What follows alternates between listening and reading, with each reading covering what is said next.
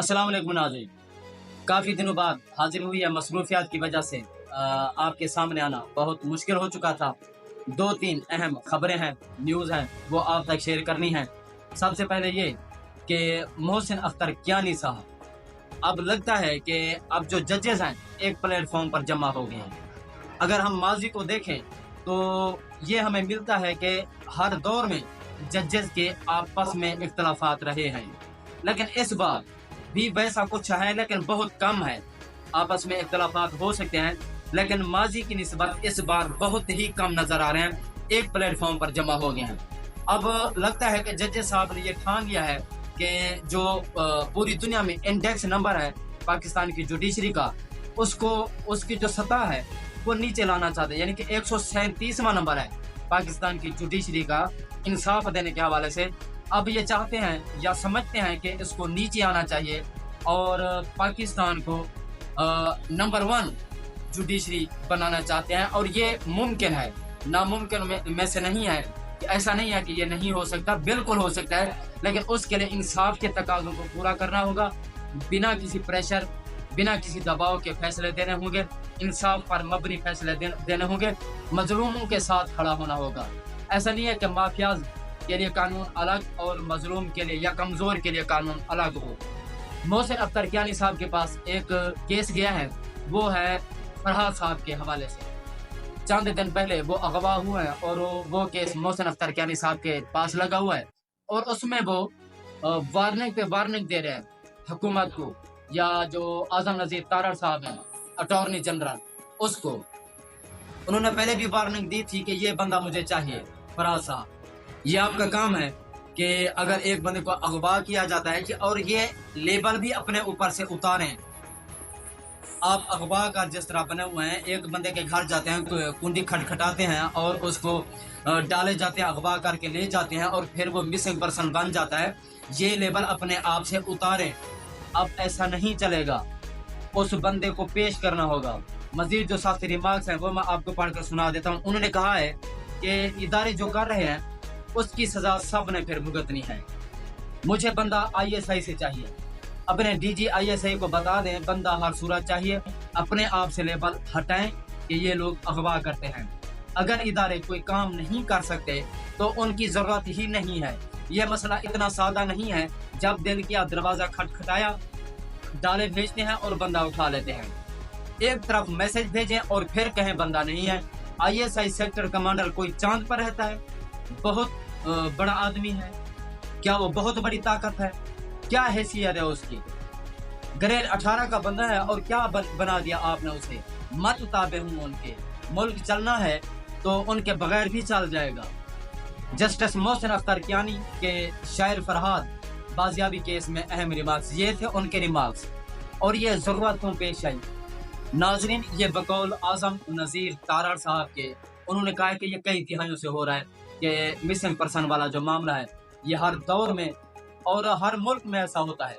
एक तो पहली बात तो ये है कि फरहाद साहब मिसिंग पर्सन नहीं है, वो कोई इंडिया से नहीं है, ना वो कोई गद्दार है, और ना वो मुल्क दुश्मन है, और ना ही हमारे मुल्क या इदारों के खिलाफ ऐसी कोई उसने कोई साजिश की हो मुल्क और कौम के खिलाफ कि उसको मिसिंग पर्सन बना दिया जाए। ये पहली बात तो ये है कि वो अगवा हुआ है, वो शायर है, वो अदीब है और सहाफ़ी है।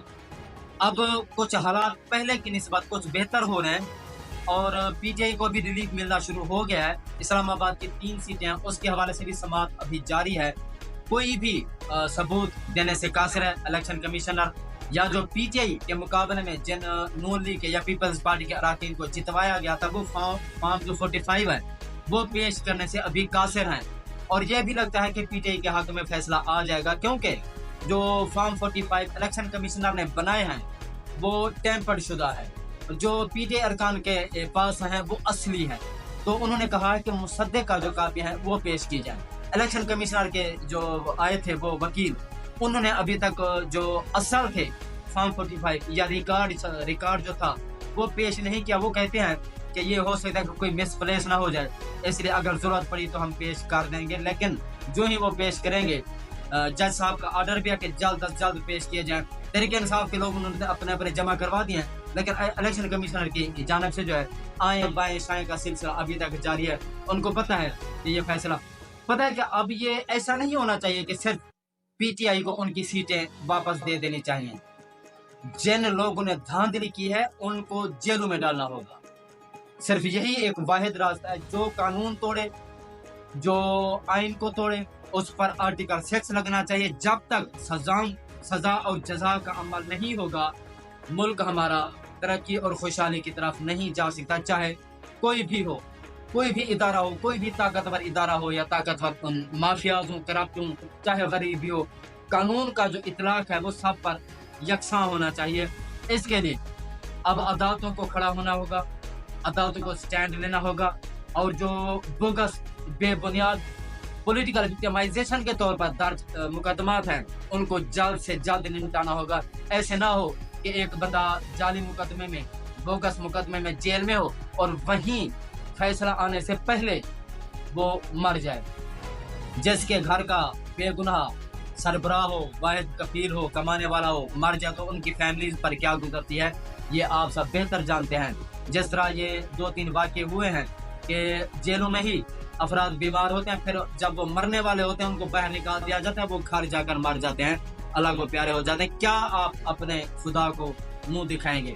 ناظرین، ایک اور بڑی بریکنگ کہ اسلام آباد ہائی کورٹ نے ٹائریان وائٹ کیس میں عمران خان کی نااہلی کی درخواست خارج کر دی ہے، اور یہ کیس جو ہے ناقابل سماعت قرار دیا جا چکا ہے. یہ پہلے بھی 2-1 کے فیصلے کے بنیاد پر یہ کیس ختم ہو چکا تھا. دوبارہ اس کو سماعت کے لیے مقرر کیا گیا تھا، اب یہ خارج ہو چکا ہے. یہ بھی ایک بہت بڑی وکٹری ہے.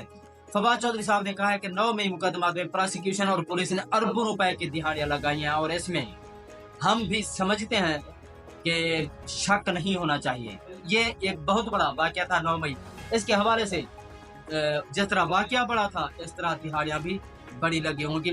فواد چودھری صاحب کے پاس ہو سکتا ہے کچھ معلومات ہوں، وہ بھی وکیل ہیں، ایڈوکیٹ ہیں، بہتر جانتے ہیں، تو یہ بات ان کی کچھ حد تک اتفاق کیا جا سکتا ہے. ناظرین، اب تک اتنا ہی. مزید اگلے ویڈیو میں تب تک اپنا اور اپنے چینل کا خیال رکھیں گا. اللہ حافظ.